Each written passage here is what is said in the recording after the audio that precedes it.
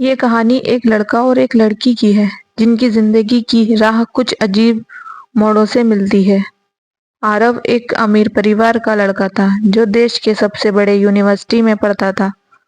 उसके पास सब कुछ था, अच्छी गाड़ी, पैसा, दोस्त, सब कुछ। लेकिन इतना कुछ होते हुए भी उसका मन में अजीब सा खालीपन था जिसे दूर करने के लिए वह अक्सर पढ़ाई में लगा रहता था।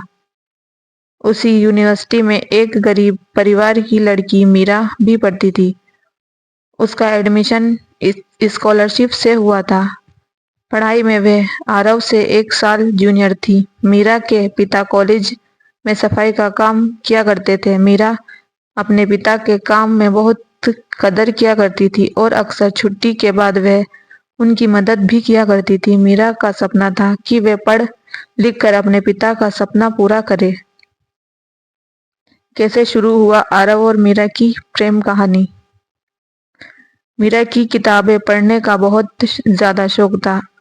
अपने काम से समय मिलने के बाद मीरा अक्सर लाइब्रेरी में बैठकर किताबें पढ़ा करती थी। मीरा की एक और आदत थी, किताबों में पढ़ते समय मीरा अक्सर अपने दिल की बात उसमें लिख दिया करती थी। एक दिन मीरा एक किताब पढ़ रही थी जिसमें उसने किताब सपने, उम्मीद और पिता की मदद करने के बारे में लिखी हुई थी। आरव ने भी किताब पढ़ी। लड़की की गाड़ी, मेहनत, संघर्ष और सपना पढ़कर वह हैरान रह गया। उसने सोचा, ये लड़की कितनी समझदार और मेहनती है जो अपने पिता की दुनिया भर की खुशी देना चाहती है। उसने बाद लड़के ने उसी लड़की के खत का जवाब दिया जिसमें उसने लिखा, तुम्हारे अपनी जरूर पूरे होंगे, भगवान तुम्हारी हमेशा मदद करेंगे। आरव की इस पहेली धीरे धीरे दोनों के बीच बातें बढ़ने लगी। दोनों किताबों में खतों में जरिए बातें करने लगे। धीरे धीरे वे एक दूसरे की ओर अच्छे से जानने लगे और फिर एक दिन दोनों ने मिलने का फैसला किया। आरव और मीरा दोनों लाइब्रेरी में एक दूसरे से मिले और पहली ही मुलाकात में दोनों ने अपने सपने और मुश्किलों के बारे में बहुत सारी बातें की। इस दौरान दोनों के बीच एक अजीब सा जुड़ाव बन गया और दोनों की मुलाकात धीरे धीरे बढ़ने लगी और वे एक दूसरे से बातें करने लगे। क्या मीरा की सच्चाई जानकर टूट जाएगा आरव का दिल। एक दिन आरव और मीरा के उसके कुछ दोस्तों ने साथ में देख लिया। उसके दोस्तों को पता था कि वे एक क्लीनिंग वर्कर की बेटी है।